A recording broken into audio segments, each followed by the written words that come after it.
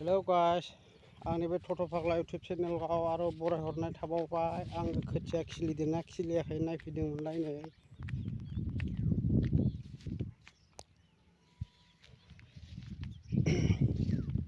बेरहांबाय बेरनायालाय गाजा हरबाय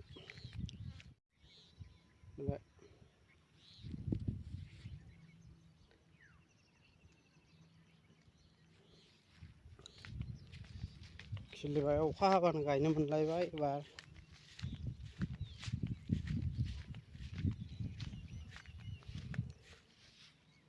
दाउथु नायफैदोंमोन आङो बाथुल लानानै नै दाउथुआनो गैया हाग्रा जाजोबलायबाय एबार 2 इंसिसो जाबा एवखाना दोनसैलाय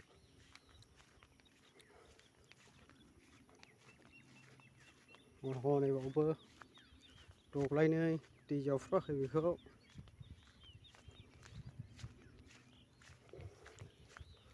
नायलांबाय था जोबजासिम आं बानायनि ओइ दाउला बाजार खाथियावनो जायो आंना दाउला बाजारनि खोला ओइलाय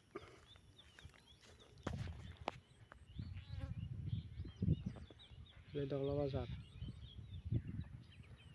हनै खोथिया नायफैग्राफ्रा सानै ओइलाय मोसागासिनो दं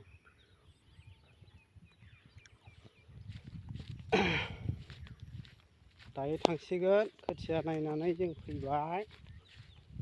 सप्तानैसोनि उनावनो खारायनानै दोनसैलाय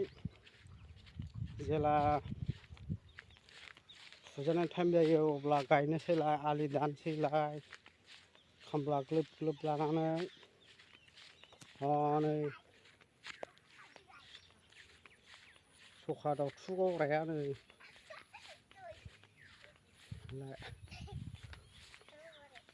नै सानै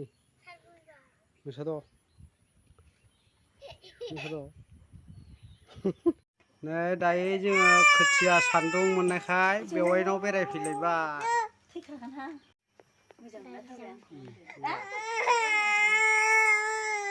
नङा गाबा नै आइयै नै